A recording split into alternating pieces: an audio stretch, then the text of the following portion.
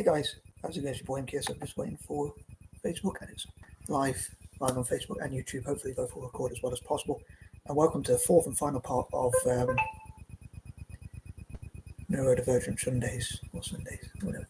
NeuroDIVERSE or NeuroDIVERGENT, whichever you prefer to use, Sundays or Shundays. I was seeing my cat's just here. I don't know, you can't see him now, but he was trying to get onto my lap. But anywho, just trying to keep him off the keyboard and away from my tea, but that's him. But anyway, I was thinking no wonder I love cats and dogs. They're the only ones who don't give me trouble, I guess, normally, the ones I live with anyway. But I was thinking, when they say aliens, people say aliens, some people probably fear aliens taking over the world, and certainly AI. I'm sure more people fear AI. A lot of people probably don't believe in aliens at all, but I was thinking, surely they can't be any worse than people sometimes. I shouldn't say that, except for the people who watch these videos. You are awesome, but for most people, surely the aliens, or AI, can't be much worse. Famous last words. But I think robots could be made to make humanity free. I fear they'll be used for the opposite, but they should be to make humanity free. Another thing I was thinking is, if I could pray, God would hear my prayer and answer my prayer. I would say, whatever people do to me, may it be done to them. If they take my food, may their food be taken. If they take things away from me, my notes or whatever it might be, may God take something from them. If they distract me, may God distract them, find a way to distract them. If they call me and give me an errand to do, may God give them an errand in heaven. And the list could go on. So imagine if people, when they talk to me, were like, whatever I say to this guy, God will do to me. Imagine that. If whatever you do to other people, may it happen to you. May your children treat you in old age, when they're in a position of power over you, as you treated them in a young age, when you were in a position of power over them.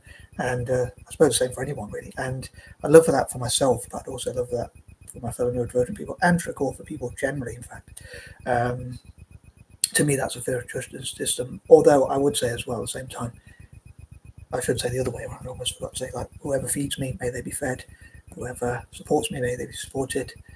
Whoever stands with me, may they be stood with. May they get support they need. But that's the same thing. Or whatever. So whatever people do to me, bad or good. So please take a pick. If God heard my prayer, how do you think you would be treated? But yeah, if God treated you as you treated other people and animals and living things, do you think that would be a good thing or a bad thing? Like me personally, I think that'd be the best. That'd be great, because I believe I treat people and animals very well. But anyway, I hope that will make sense. Also, that's my rant over. It's not really a rant, it's just an opinion. But yeah, and a prayer. And I'll say, to me, aliens taking over, I'm sure they couldn't make it any worse. Famous last words. Answer or AI. But I fear AI is going to be really bad. But I hope it will be made really good, and I hope neurodivergent people will be part of making AI that's really good robots that will not enslave, but rather set free humanity. They'll do all the, I want to say a certain word, but I'm not going to say it, because I like these videos to be family friendly. I'll spell it out. SHITTY jobs and things like that, or the errands, chores, tasks and things like that. If AI did that, I think it'd be great. Robots doing that kind of thing. I've said it before, doing it, washing dishes and clothes, gardening, cleaning, tidying, all that kind of, if I can say that, pretty cool. I really want to say the word, all the jobs. But anyway, these are pointers number 31 to 40, so here goes. So number 31, I've probably said most of what I want to say in the intro already, but I thought I'd get around to finishing this, although I'm later than to get planned, because I was getting distracted by watching other videos and on Facebook or whatever, as it happens. Sometimes I watch them on Facebook or YouTube or whatever. Sometimes I watch them on Facebook and sometimes I watch them on YouTube, and little clips. Or part of me wants to watch them, and part of me thinks I just don't have enough time and enough hours in the day.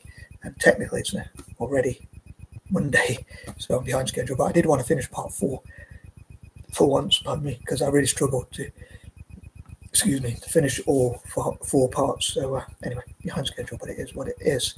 No wonder I sleep so late. But yeah, I'd love for neurodivergent people to make robots and AI that makes things better. One of the things I was thinking, for instance, I'm giving a bit of the game away here again with my strategy. It's like people say in business, if you do the same thing as other people, you'll lose. You have to do something different. You have to have a USP, a unique selling point. And if you not that I would know a huge amount about that, but if you, Larry Ellison is one of the richest people in the world, and some say he's got dyslexia. I don't know how much evidence there is on that. Be quite interesting though if he's neurodiverse, and maybe many of the richest people in the world are neurodiverse. So it'd be interesting if they were part of this neurodiverse network. But as I said before, I'd love to welcome it. I'd love to welcome, and for it to be welcoming to people from the poorest all the way to the richest backgrounds, people of all ages preferably, and whatnot. I mean, most people say respect your elders, but that's my least favourite saying. I think anyone who says, excuse me, I'm older than you, or maybe simply, I'm older than you, and should call respect your elders, I think when they use it to get you to do an errand, I don't think they deserve good health, in my opinion. Controversial, I'm going to say it anyway, but knowing me, but I suppose I already have. But anyway, Larry Ellison was saying, if you do the same as other people in business, you will lose. So you have to do something different. You have to find what makes you unique, which is a good thing about neurodiversity, because funny enough, neurodiverse people think differently. So it doesn't mean we're going to be good at business or whatever necessarily, but hopefully we can work together to support each other. I said before, I'd love to be philanthropic. I'd love for us to be philanthropists. I'd certainly love to be a philanthropist myself, and I'd love to encourage my fellow neurodivergent people to be such. But I was saying that nowadays, in fact, I'd say nowadays, but even for the last 5, 10, 15, maybe even 20 years, it's so hard to pick up the phone and to just say to someone, I've got this problem, or I've got whatever, can you sort it for me, or I want, or whatever. And wouldn't it be so good to have a number where you can just call and speak to someone to sort out your problem or whatever, rather than having to go through all this stuff like on what do you call it, websites or whatever nowadays. Everything's online, so it'd be so much easier if you just called someone and speak to someone. That'd be amazing. So I mean, that's something we could do. And number 32, on that note, actually, come to think of that, I've often thought in the past when I wanted to run a business, I thought as a marketing strategy, I would say we don't do cold calling. Either that's on the phone, like call you up and say whatever, and we don't do like things where we stop people in the street, or we don't do things like door-to-door sales and harass people. So that would be something I would use as a marketing thing, like on adverts, to say we don't do any of those things. You have to come and find us. That could be a good argument, a good advert. Sorry, like it could be like, we don't do all these things, so you have to come and find us. You have to come and want our services or whatever.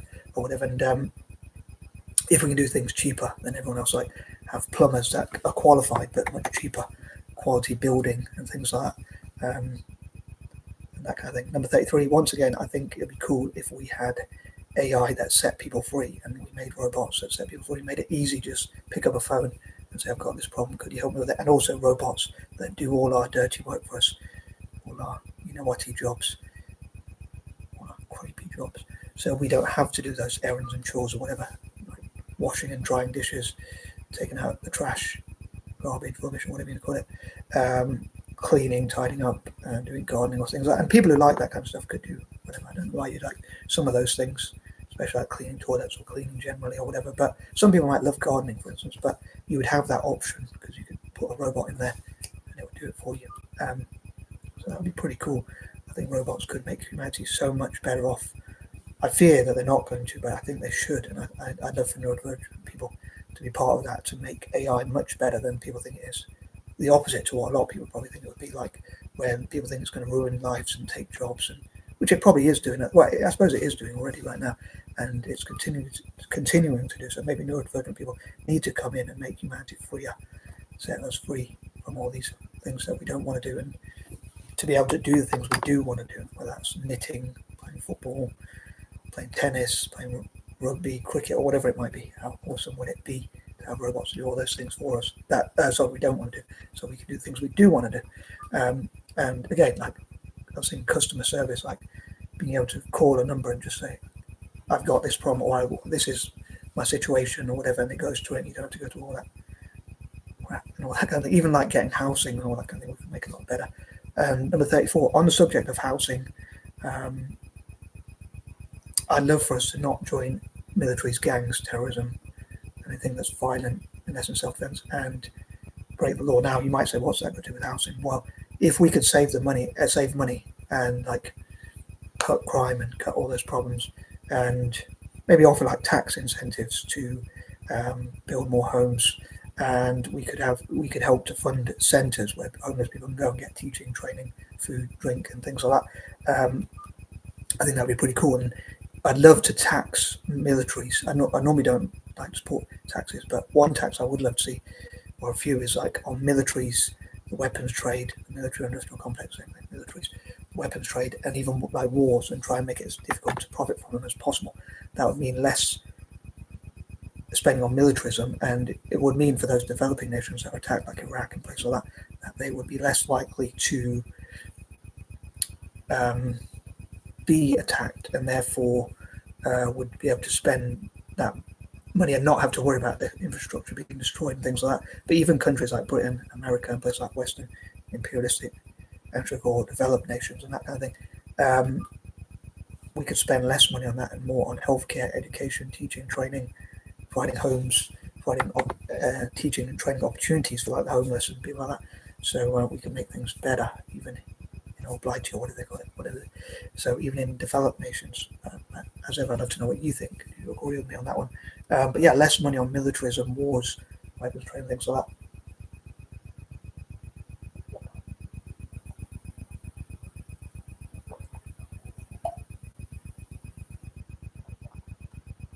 And being the peace we want to see, I think that would make things a lot better. But again, what do you think? I'd love to know. Whether you're neurodiverse or not, especially neurodivergent people, I'd love to know from, to read from and hear from and whatever. Number 35, I talked about like supporting neurodivergent people with our ambitions. Number 36, I'd love to find out about the experiences of neurodivergent people from different backgrounds, racial or ethnic backgrounds or whatnot, so Black and Asian people, and how different communities treat neurodivergent people, how much awareness is there in the Black and Asian communities or different communities, and people's different experiences, and whether it's different based on racial or ethnic differences, and how much awareness there is, like in the Asian community, for instance, but in the Black and Asian or any other communities, mixed race or whatever. So people's different experiences of neurodiverse conditions, although this support network would be available for, as I say, anyone who's neurodivergent.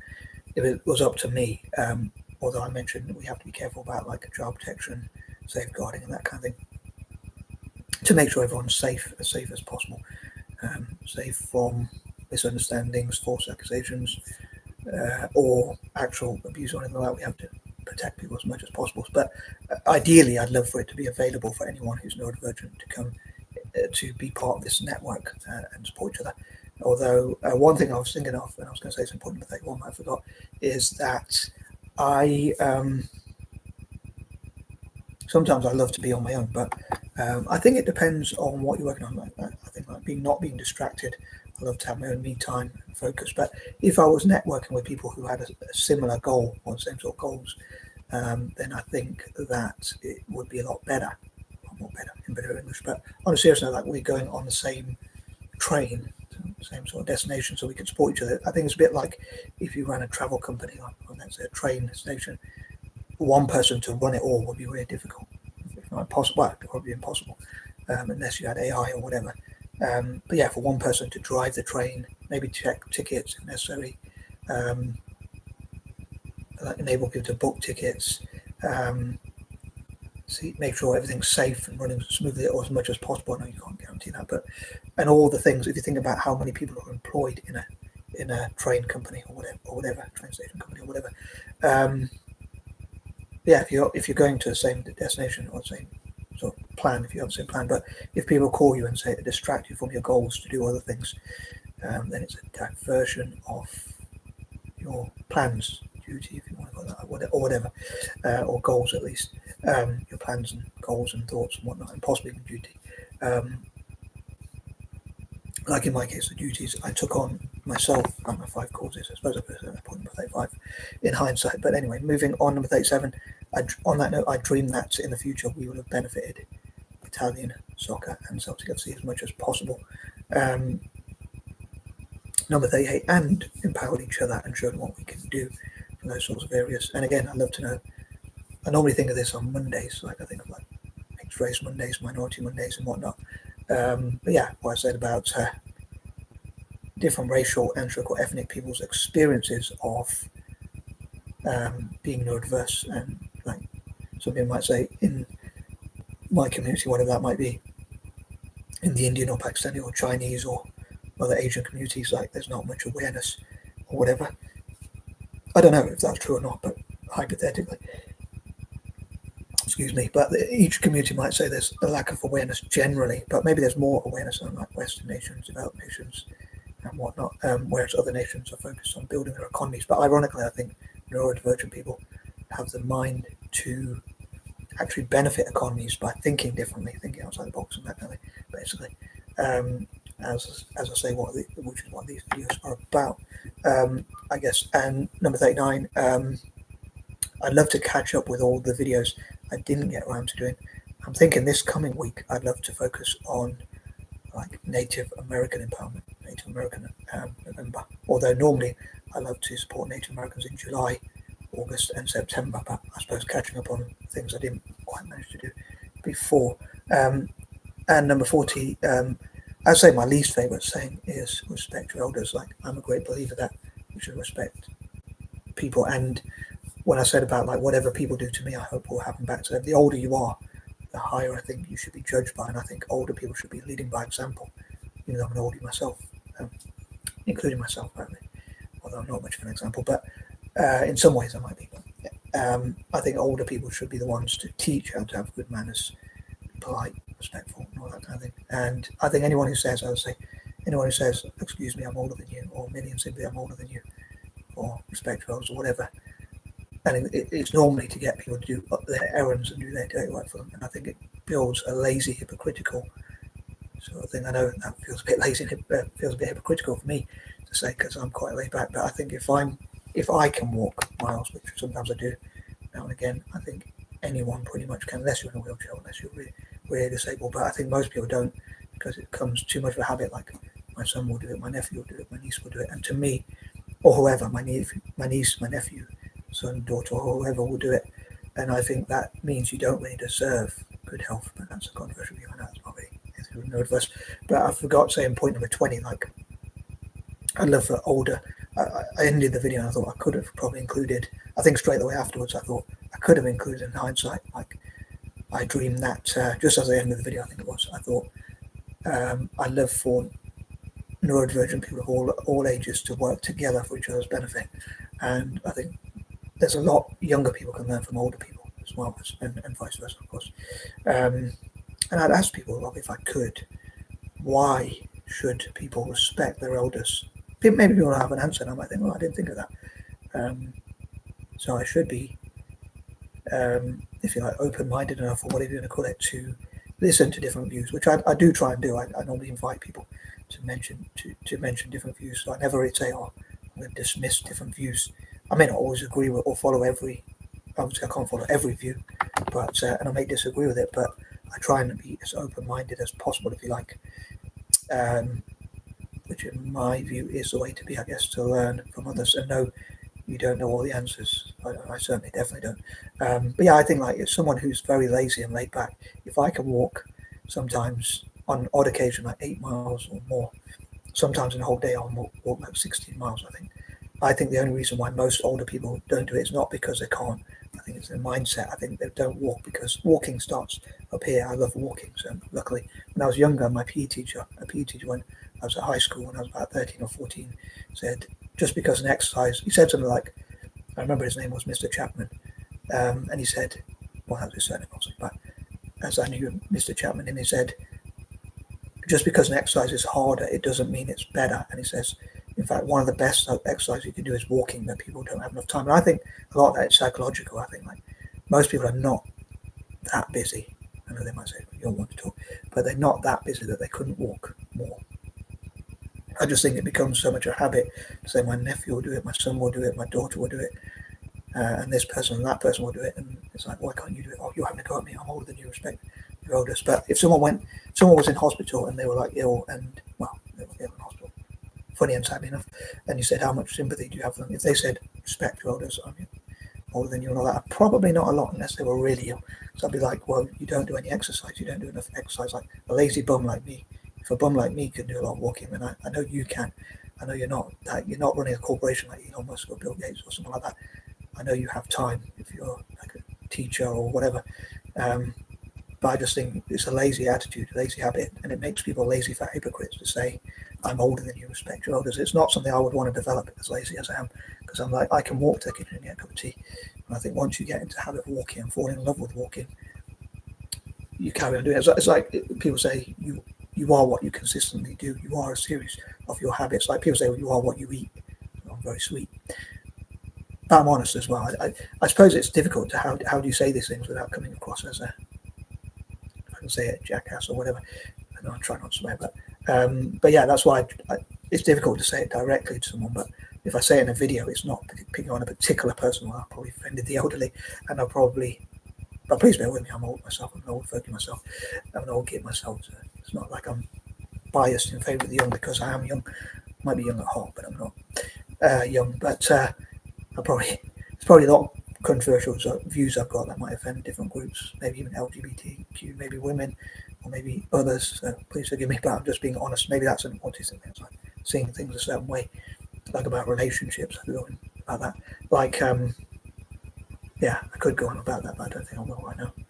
It's tempting as it is, but I don't want to offend even more people. But yeah, my opinion, I'd say, is like someone who says, excuse me, I'm older than you, or merely and simply, I'm older than you, or respect your elders. In my opinion, they don't deserve good health that much, because I think it's an excuse to be really lazy. And again, I'm a bum myself, and I can do walking miles. So if I can do it, most people can, unless you're in a wheelchair, I think.